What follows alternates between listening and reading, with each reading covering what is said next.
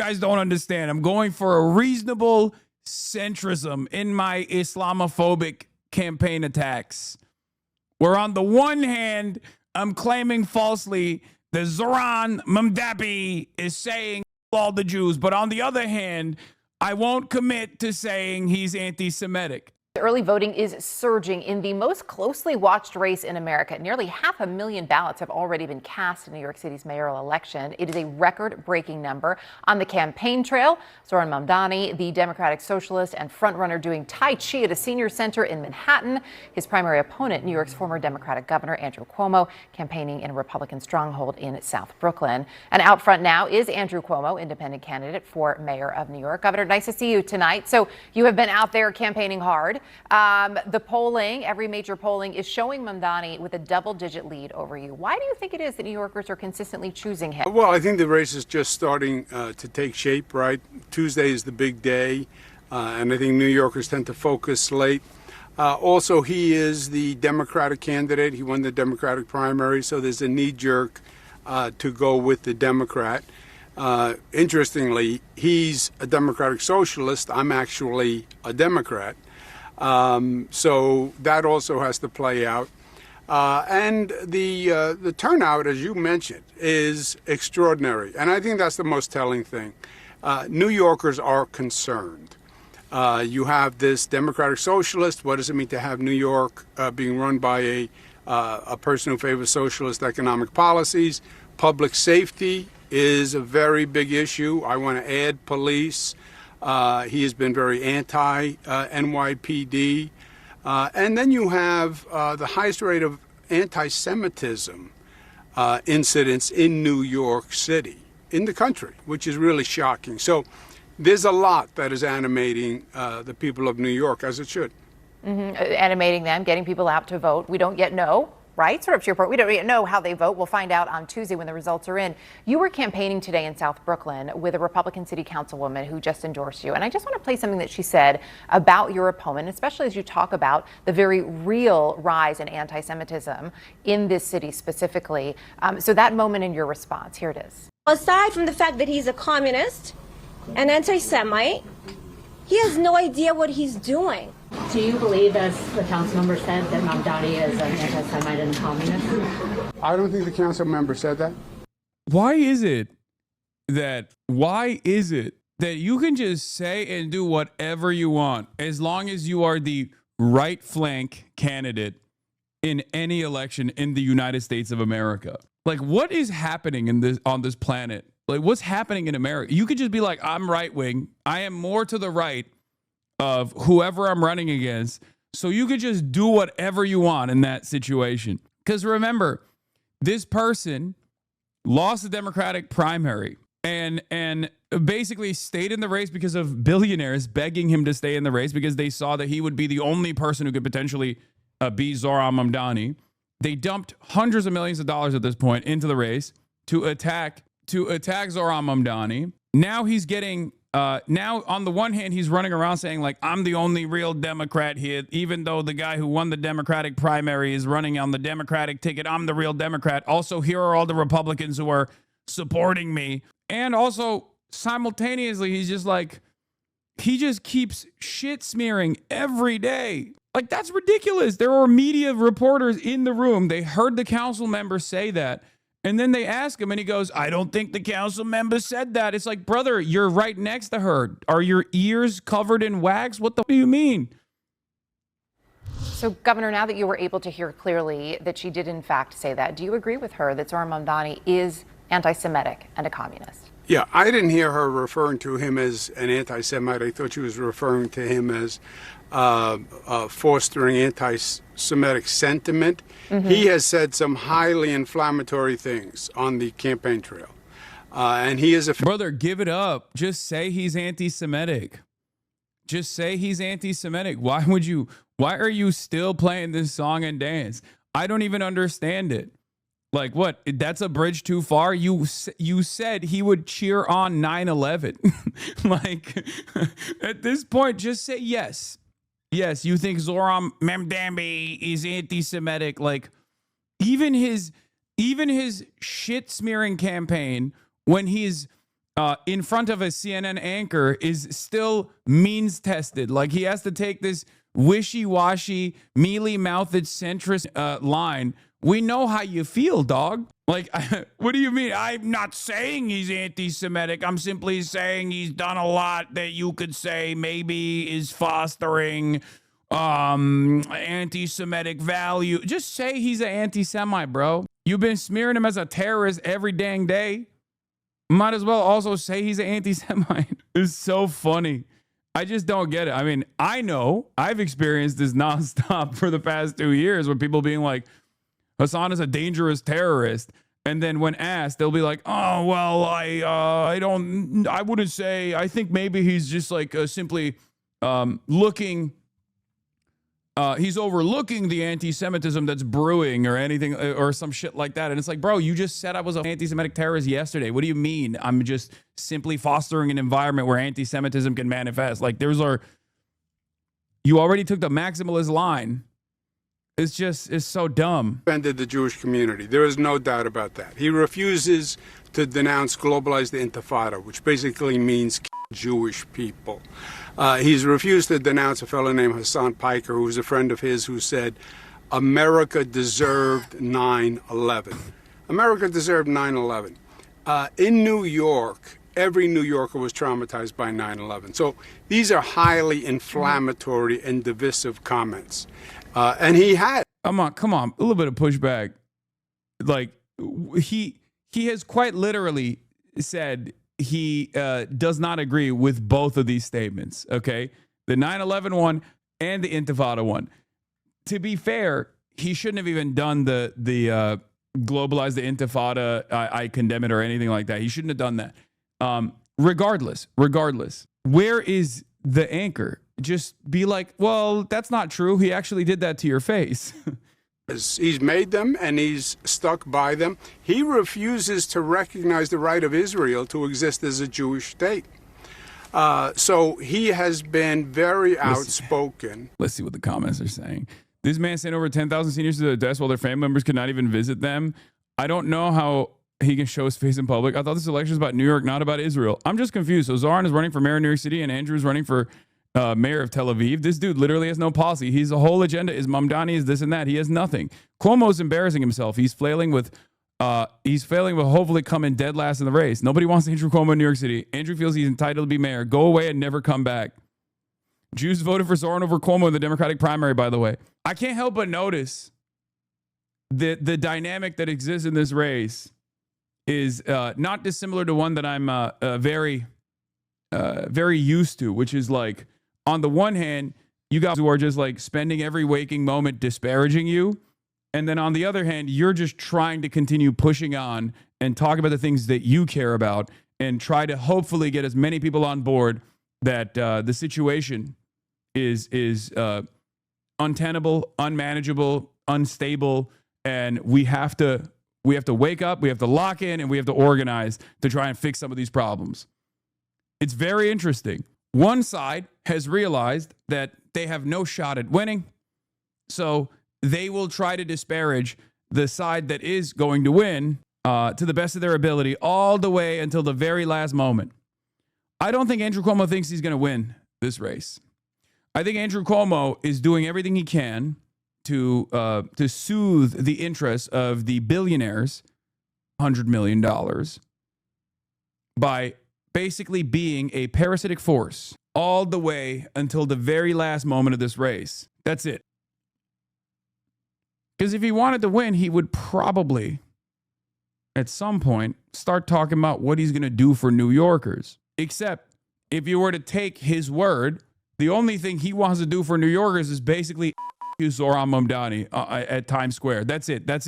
He's a one policy guy. He's like, New Yorkers, you need me to jail Zohran Mamdani. Make me mayor so I can do capital punishment on Zohran Mamdani. That's the only thing I'm standing for. The only thing I care about is Zohran Mamdani going to prison. On these positions, and he has the Jewish community by and large in New York.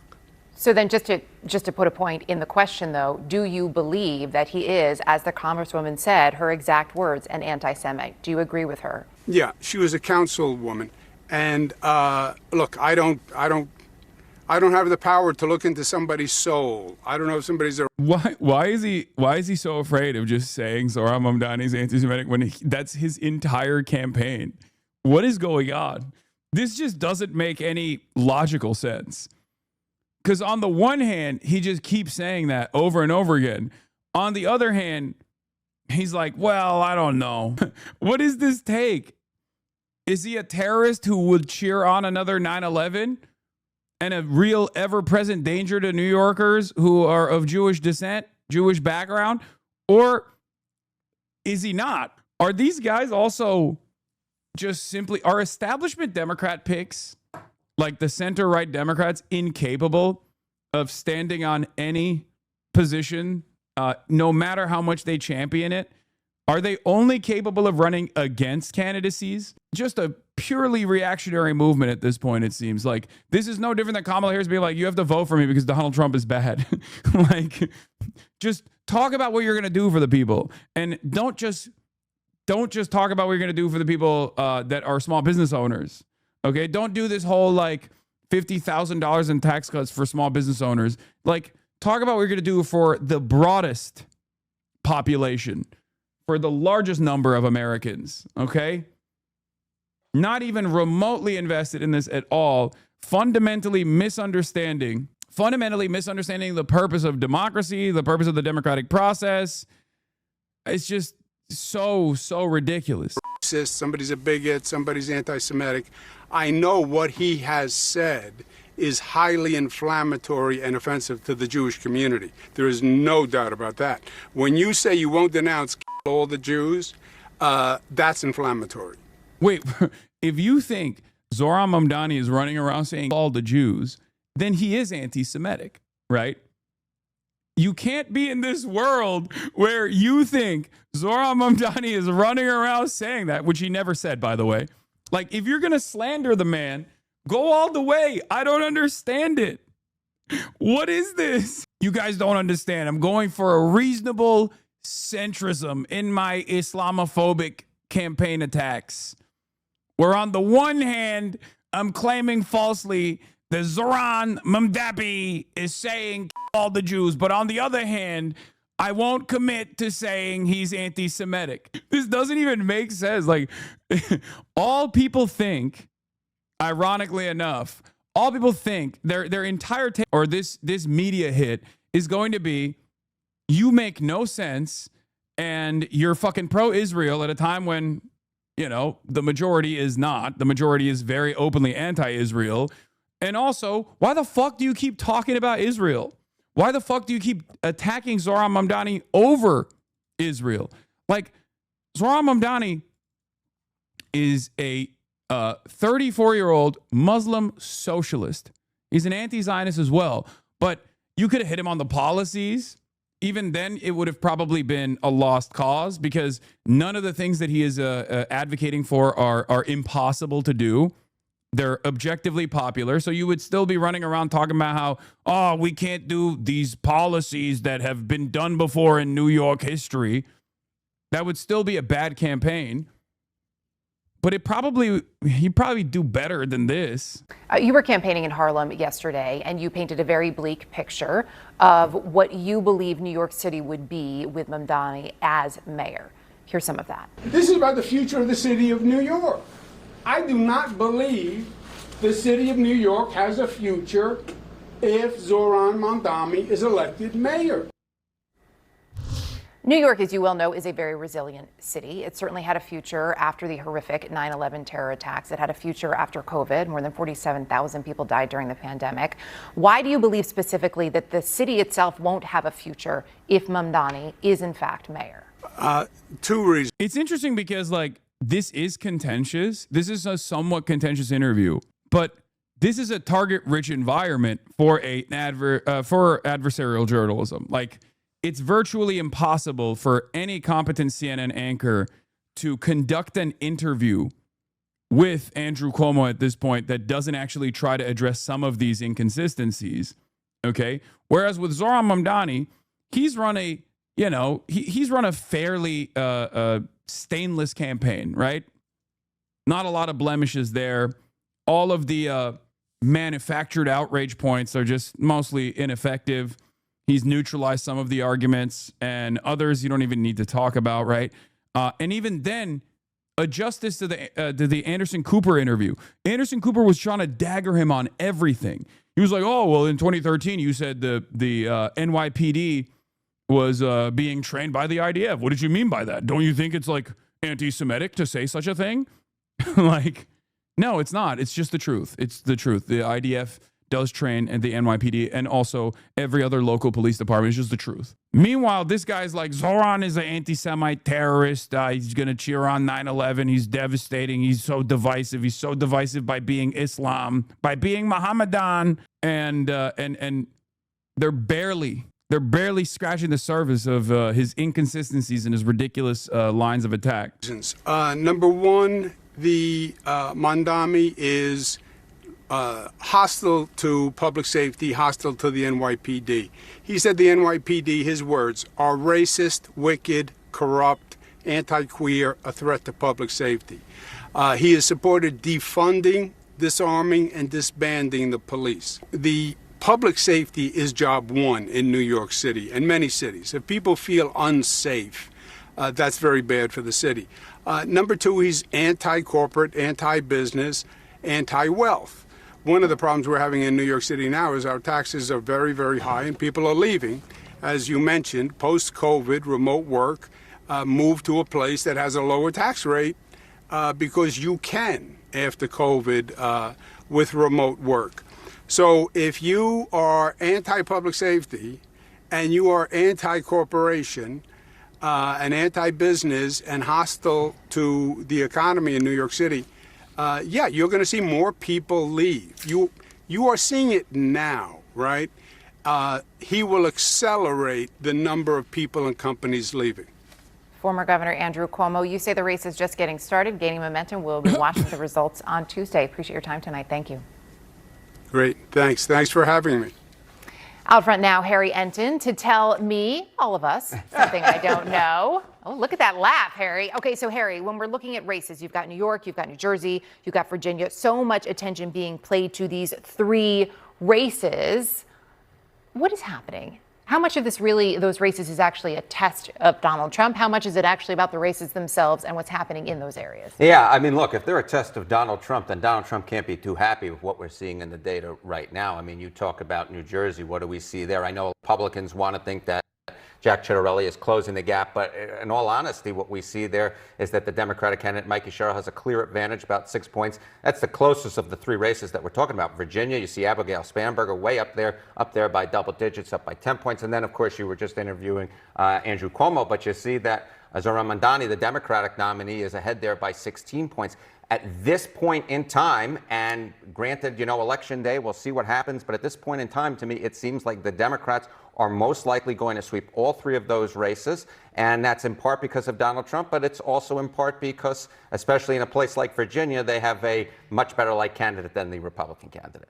How rare would it be, or how rare is it in this moment, perhaps, for Democrats to be leading with those margins? Yeah, okay, so this to me is what's so interesting. You know that I like going through the spreadsheets. I like going through the history books. Harry likes the data and the history. I like the data. I like the history. I'm a little bit of a nerd. So, I was interested. How often do we actually see the Democratic side sweep all three of these races? New Jersey governor, Virginia governor, and New York City mayor. And it happened back in 2017. But beyond that, there are very few examples in history where we've seen the Democrats actually sweep all three of these races. This is a real holy Toledo moment. 1989, of course, that was Dinkins in New York City. That was Jim Florio in New Jersey. And that was Douglas Wilder in Virginia. And then before that, you have to go back before either of us were born, to go back to 61, 57, 53. It has only happened 5 times in the last 90 years, what seems like is going to happen this Tuesday. All right, we got 30 seconds left. Tell me something I don't know.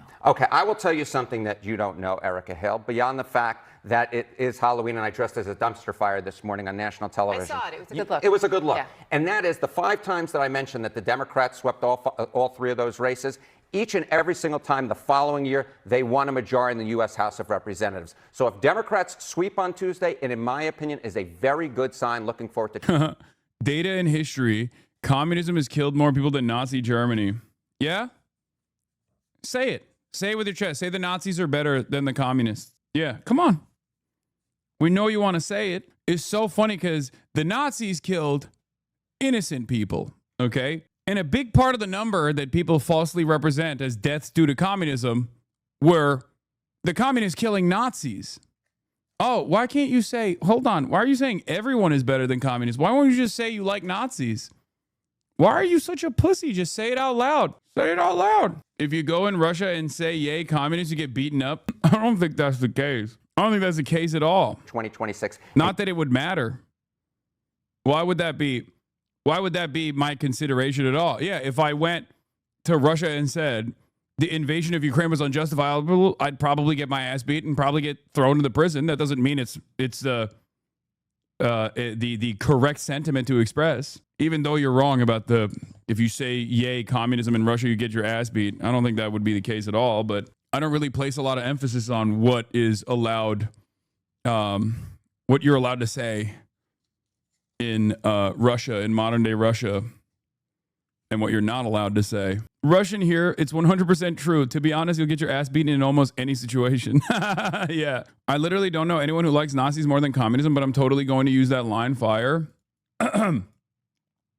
Yeah, the only people that like Nazis more than communists are Nazis. Taking back that majority from the Republicans. We will be watching for it. Happy Halloween. Happy Halloween, Erica Nice Hill. to see you, my nice friend, to as see you. always.